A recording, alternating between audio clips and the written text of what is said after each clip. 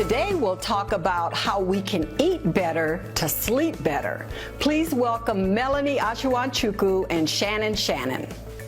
Consistently getting a good night's sleep is always important for our best health. Research tells us that 75% of Americans have some sort of sleeping disorder, and about 33% have an actual documentation for insomnia. This is a big health issue, especially in this era now of the coronavirus, COVID-19. It's such a concern. Setting ourselves up and getting a good bedtime routine is so important.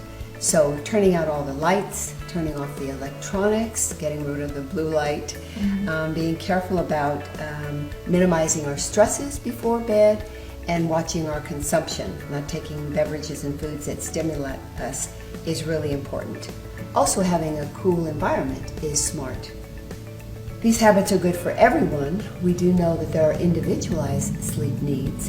In our adult life, we need at least 7 to 8 hours of sleep. Teens need more, on average 9 to 10 hours of sleep. So it's really important that we focus on our health and our well-being. And it's lovely to be here with you today, Shannon. I understand you have some questions about our sleeping, and I'm happy to answer them.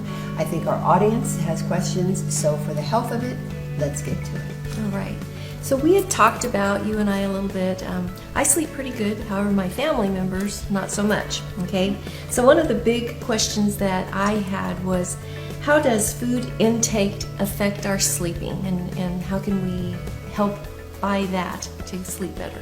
Absolutely. It's a noteworthy question. What we eat, the quality and the quantity of what we consume immediately before bed can support us going off into a lovely slumber or leading us into nightmares. Nutrients in foods help our movement, facilitate our movement, and preferably at bedtime help us relax and go into restfulness. Sugars and caffeine and other stimulants, certainly alcohol can make a big difference. So these are things that we want to minimize at nighttime. These agents work on our hormone system and can keep us stimulated for an extended period of time. Seasonings and spices, foods that are high in sugar, foods that are fried, can also give us challenges, as can dairy products, which can give us indigestion. That discomfort can certainly interfere with us falling off to sleep and sustaining a good sleep. So many challenges.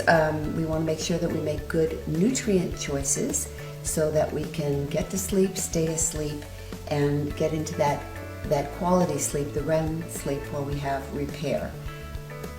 So that big bowl of ice cream at night's probably not gonna. No, at least do that 3 or 4 hours before you go to bed, right. And then reduce the portion. Right. Okay. So what are some of those pre-bedtime foods that would support, a better night's sleep?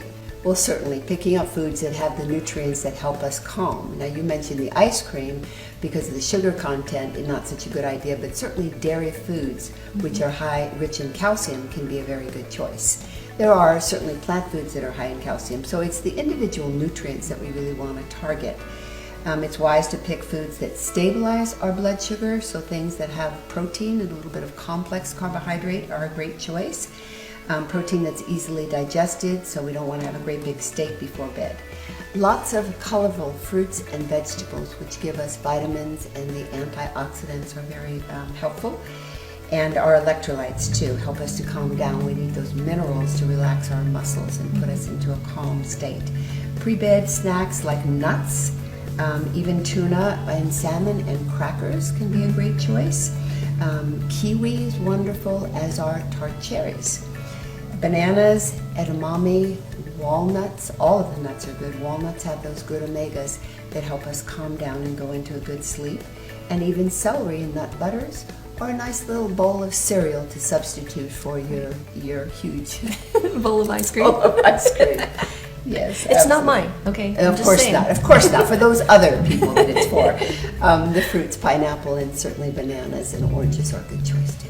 So, in addition to the other two questions, I know there's probably some lifestyle changes that would assist us in a better night's sleep. So, what are some of those things that might help us? Absolutely. So, lifestyle is always important for our best health. how we live our life during the daytime, and how we prepare for our bed, and our sleeping hours, our resting and recovery is very important.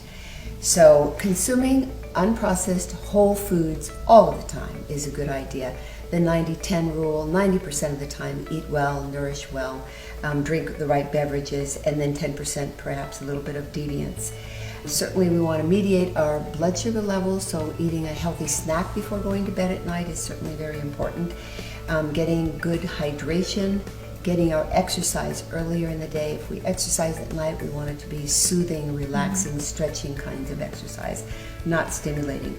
Managing our stress, so not watching the news before going to bed at night is certainly very important. Avoiding alcohol, stimulating beverages, no cups of coffee in the evening. Maybe a calming cup of chamomile tea is okay.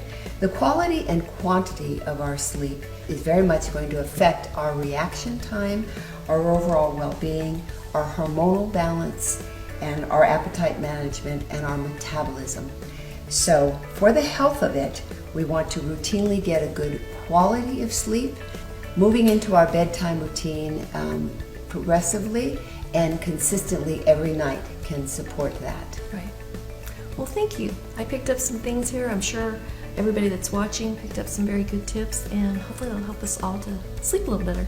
I So hope thank so. you. Thank you for asking me.